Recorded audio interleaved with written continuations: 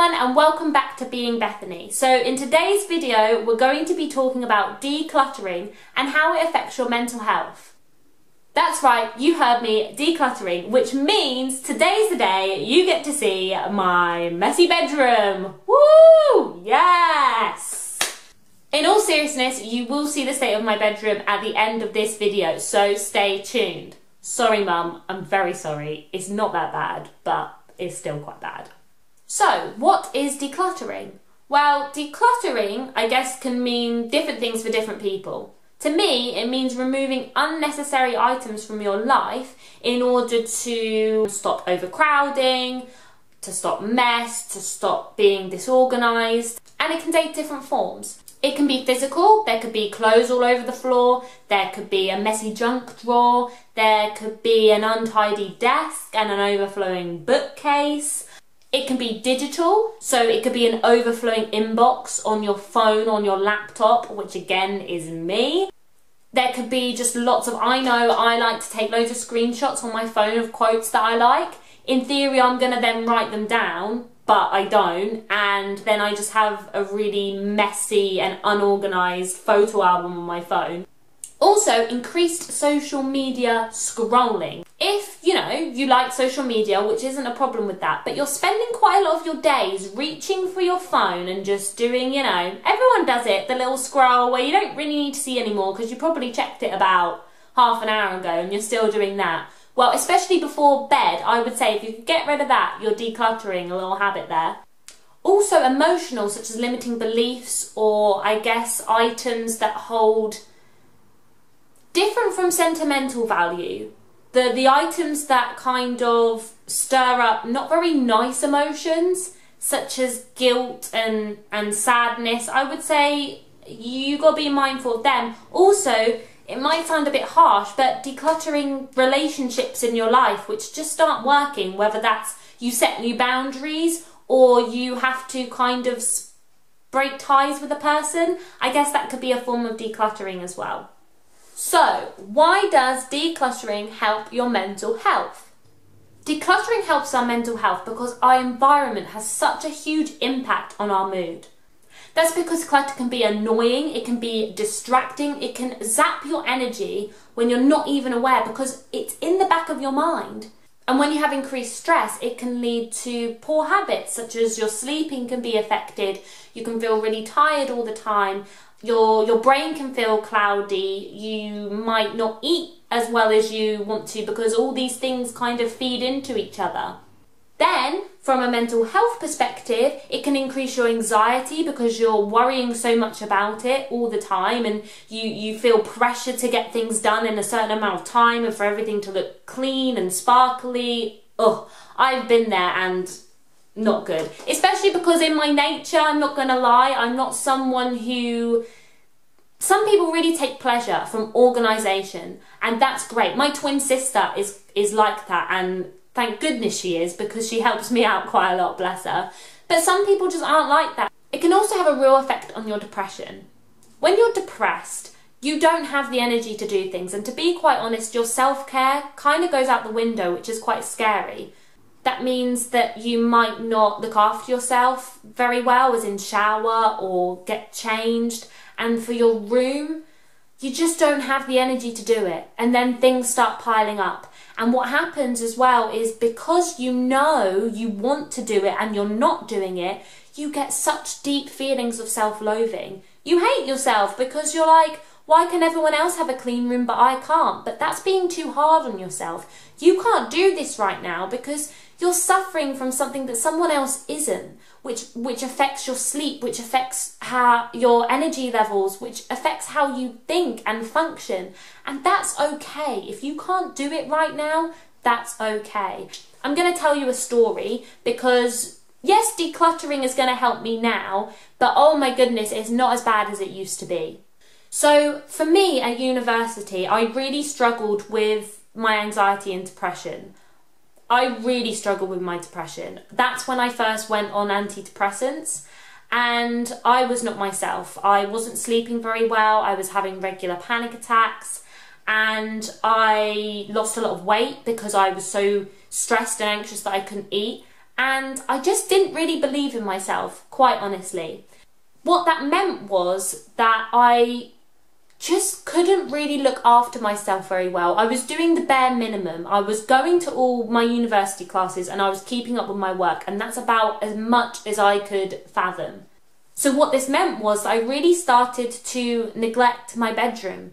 I mean, I don't think I took a picture of it because I was so embarrassed. But it got to the point where my sister had to come and help me multiple times because you could barely walk in there. It wasn't not clean, as in there wasn't like mouldy food everywhere, but my washing piled up, my laundry bin was overflowing, there were clothes everywhere, there were bits of paper here and there. I would sometimes even sleep on half, I had a double bed, and I would sleep on half of it because I'd just leave my laptop and books on there.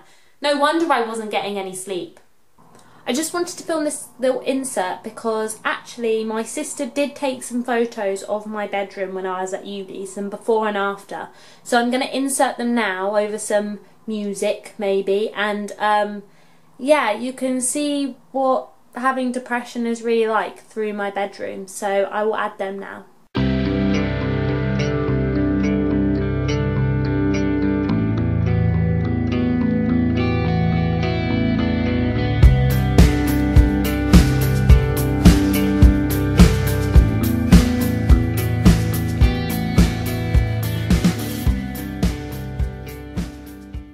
And I know some people were trying to help me. In the end, I needed my twin sister to come down and to tidy my room for me. And I'd help a bit, but I needed her to do it. And she did do it multiple times. And I will forever be grateful for that, because it just then sets you on a new level, and anything that can help you, you know, that stress from my life had gone. So on better days, I didn't have that to think about. I would always encourage, if you're trying to support someone with depression, they're not lazy. They're really not. I can be a lazy person outside of my depression, yes, but in that sense I wasn't. And I would always encourage people to just ask someone if they need help and to not shame someone. I've had friends who have been very helpful. I've also had friends that tried to give me tough love in that sense, and honestly, it just meant that I had panic attacks because I felt like I wasn't being a good enough friend, a good enough person. They're trying to set what they think is helpful deadlines, but it's not, because it just makes you feel really rubbish about yourself, if I'm honest. And that's not their fault, they're only trying to help. But that's why from someone who's had it, I would always just say, just ask if they need help and offer, because that can mean so much to someone. Don't give ultimatums, because it just doesn't, that's just another standard for you to try and live up to, and if you don't, you're just going to feel more rubbish about yourself. But it happened to me, it really did, and oh, I feel a bit emotional there, a little bit of a wave of emotion. I think if I think about what I was like then and what I am now, this decluttering is not by any means, you know, because I wasn't looking after myself. So my family, thank you very much. Even my boyfriend, on one of his first times coming round to mine, he sat and helped me do my room a bit, and that's not even when it was that bad. And to my twin sister, I love you very much. Oh, I can feel the tears coming, but this is good because I need to say it. Thank you, always. You've always been my room tidier, even from when we used to share a room. But thank you for coming and helping me do that, because I will forever be grateful. So I'm just gonna collect myself, and I'll be back in a second. Okay, I'm back. I just needed a moment. Where was I? Let's see. Yes. So if you can declutter, and I will talk about tips to help you with that, because it can seem very overwhelming and daunting, but if you can declutter, then it's going to boost your self-esteem, it's going to boost your sense of achievement, and it's going to take away those little niggly stresses that are on your brain, and it's just going to make you feel a lot better. It can also help you focus on what's important in your life. When you're going through stuff, you can make active decisions about what you need and what you don't need. And like I said, that can be from a physical, digital, or emotional viewpoint. So, my top decluttering tips, which I definitely need and I need to implement. So when I'm saying this, I'm also saying this to myself, so do not worry. Well, this is where my mantra comes in. Small steps, people. Woo, woo, woo. See, it's not just rubbish. I was doing research and they actually said small steps. So, go my mantra. Whoop, whoop, whoop. Ooh, yeah. What was I saying? I can't actually remember. So, small steps, one bit at a time, especially if you're struggling with your mental health right now. And just in general, you do not have to do it all in one day. And I think this is where I've gone wrong in the past, is then I feel pressured to blitz it all in one day and to make it all perfect. Nah, you don't have to do that. If you want to, go for it. It's all about what works for you. Now, I think you can do this a couple of ways. So you could set yourself a small amount of time. So you could set yourself like 15 minutes or 30 minutes to do, and set a timer to do like one drawer, just like one small place, and then that's it for the day. Or I think what I will do is I'm going to set myself small tasks, but without a time limit, because time limits to me is slightly pressure for me. So for example, one day on my to-do list, I might just write, do one drawer, tidy one drawer, or tidy bedside table. And as long as I get that done in that day, woo, I'm winning. I'm so winning. So small tasks. I stumbled across an article which referenced Deborah Robertson, who has a book on decluttering. I've written down declutter, so I think that's what it's called. But again, she talks about the burst, small time, like 15 minutes. She also had a nifty idea, which I don't know if my mum probably won't want me, it's not my house doing this, but of leaving like a bag, maybe like a plastic bag, on every door in the house, and then if you find something that you, I don't know, don't want anymore, to put it in there, and then at the end of the week to sort it out into rubbish, recycle and donate. So you're just kind of doing it as you go along every other day tasks. I just thought that was quite a nifty idea. That might be quite cool. I don't really know why I'm holding my pen, but I'm going to go with it. She also reconfirms the importance of digital decluttering. So, like, actually, she has a good point, because on my laptop, I have so many documents, which were probably just essays from, like, secondary school. I'm 24 now. Do I need those essays? She makes a good point, again, with her 15-minute mantra of doing, like, an evening 15. So what that means is setting yourself up right for the next day. So that could be folding the laundry, wiping all the surfaces in the kitchen. She says as well, putting out your clothes for the next morning, which I actually think is a winner. Be realistic. I think it's important to not pressure yourself, because you have enough going on, and especially if you're dealing with a mental health condition, you have enough going on. But I do think it's important to start small, because then you'll build momentum, and like I said, it will encourage your self-esteem. And if you can just do 10 minutes of something, go for it. Also, with realistic goals, set realistic goals so you can finish them, so you can get that sense of achievement. There's no point setting about 5 things on your to-do list and you actually do a couple, but you feel really cruddy because you haven't done all 5. Well, you're not acknowledging the things that you're doing right now, silly billies.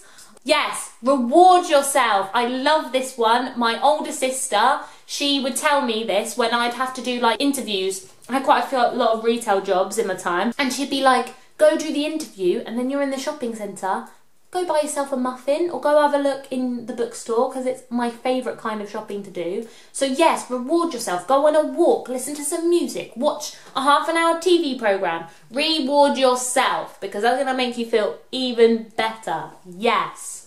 And ask for help. Ask for help if you need it. I talked about earlier my legendary twin sister. And it's okay to ask for help. And if you've got good people in your life, which I really hope you do, then they'll want to help you as well. And if you don't, you know, reach out on forums or communities, or if you feel like you can post on social media and you've got supportive people on there and you want to post that you've done your junk drawer, post it to me and I'll give you my small steps. Whoop, whoop, whoop. And finally, a good one. If you can't, if the thought of decluttering, like I said, can be very overwhelming, then just change one small habit. So for me, for example, I'm going to try and make my bed every morning. Or it could be, and I'm trying to do this one as well, actually, it could be stop scrolling on your phone like an hour before you go to bed. And I try and read now. So guys, I'm here with you in this sense of decluttering, okay? I'm here with you and I'm going to try and do it. Now, like I said, it's small steps, so don't expect the next video to be an immaculate room, okay? I'm not putting that pressure on myself. It will come in stages, and maybe I'll show you some stages along the way. But I promised you a look at my room, which I'm a little bit nervous about. But, okay, a promise is a promise. So, next time you see me, we'll be going into my bedroom. Oh, before we go into my bedroom, a word of warning. If you do not like Disney, or Lion King, or Leopard Print, or Jungle Print, or books, then this part of the video is not for you, I'm afraid. So I warned you. I did warn you. So, welcome to my humble abode. As you can see, the sign on my door says, "You better have a damn good reason for calling here." Well, we do, because we got to see what's crack-a-lacking. Now, it's not awful. It's not.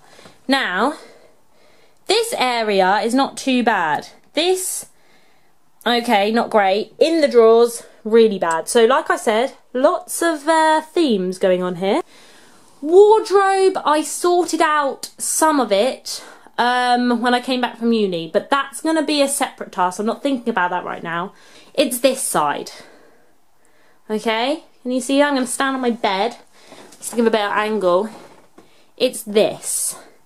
This is my messy corner. I've got a bookcase right in the corner, and there's books outside of it everywhere, and then my desk area. Now, I think the drawers are not too bad. I also have a whiteboard, which I want to redo the vision board, because I've had that for like a year now, so I'll probably do a video on that, but I need to research how to make a good one. Yeah, there's just a lot of stuff. I love collecting books. Do I need all the books? Probably not, but am I bad at getting rid of books? Yes. And then it's just paperwork and knickknacks and stuff. So I need to be a bit ruthless. I'm not going to get rid of everything, because I also enjoy it as well. I did tell you there was a theme to my room, so that's what I'm going to be working on. And I'm going to split it into manageable tasks. I think the first thing will be my bedside table, drawers. Also under my bed is storage. My bed lifts up, which is great, but I have like loads of board games and puzzles and stuff in there, because I also love that as well. But I have lots of old paperwork in there, so hopefully if I can clear that out, I can make more space. Anyway, that was my room that I will be working on, so stay tuned. And I really enjoyed this video. I just want to spread the positive vibes, because, yeah, like I said before, when I got quite emotional, I know how hard it can be, and I've come a long way just in getting my room to just not have clothes everywhere all the time. I know you guys can do this, and please like, comment and subscribe. Tell me about how you're tidying your room, your kitchen, your lounge, how it's going. Follow me on Instagram and maybe tag me in some pictures, you know, on your stories. That would be really cool. Small steps for the win, people. We've got this, and I will see you very soon. Bye.